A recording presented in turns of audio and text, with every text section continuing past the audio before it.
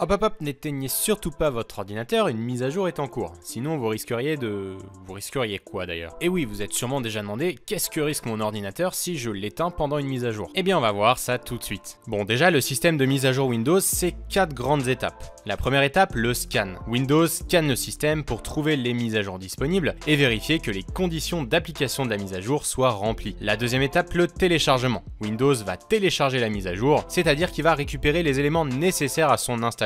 C'est un petit peu comme si vous vouliez installer une nouvelle cuisine, eh bien il faut déjà aller la récupérer au magasin. Troisième étape, l'installation. Windows installe donc la mise à jour sur votre ordinateur, et il y a donc des fichiers système qui vont être modifiés, ajoutés ou même supprimés. Et quatrième et dernière étape, le reboot, qui n'est pas systématique, mais pour certaines mises à jour, un redémarrage du système est nécessaire pour terminer l'installation. Mais pour la plupart des mises à jour, vous ne serez même pas au courant qu'elles sont en cours, car elles seront installées en arrière-plan sans vous déranger. Donc si vous éteignez l'ordinateur pendant l'étape du scan ou du téléchargement des mises à jour, eh bien il ne se passera pas grand chose. Et d'ailleurs, à une exception près qu'on va voir juste après, même si vous éteignez l'ordinateur pendant l'étape d'installation, eh bien il va quand même rien se passer. Ou en tout cas, votre ordinateur ne risque rien. Mais ça n'a pas toujours été le cas, et globalement c'est dû à deux choses qui sont arrivées aux alentours de Windows Vista. La première, c'est qu'aujourd'hui, les mises à jour ne sont plus un seul gros bloc, mais sont divisées en plusieurs petits paquets, et l'installation de chaque paquet est indépendante. En fait, ça réduit le risque d'interrompre une mise à jour en plein milieu. La deuxième, c'est le CBS, le Component Based Servicing, ou aussi connu sous le nom d'installateur de confiance. Son rôle, c'est de suivre ce processus de mise à jour et de noter sur un carnet virtuel tout ce qui se passe. Et notamment, il va noter quand l'installation d'un package démarre et quand celle-ci se termine. Donc, si vous interrompez une mise à jour en éteignant l'ordinateur, eh bien, au redémarrage, et grâce à la lecture de ce carnet virtuel, votre ordinateur saura facilement identifier quel package a été partiellement installé. Et il pourra revenir en arrière sans qu'il n'y ait aucun dommage à votre ordinateur, que ce soit au niveau du système et de vos fichiers. Mais je vous ai parlé d'une exception. Et l'exception, c'est pour les mises à jour qui vont justement toucher au système lui-même, et donc à certains composants qui sont directement liés à ce fameux CBS. Car pendant ces mises à jour-là, eh bien le CBS a du mal à remplir correctement son rôle. Et ce sont justement d'ailleurs ces mises à jour-là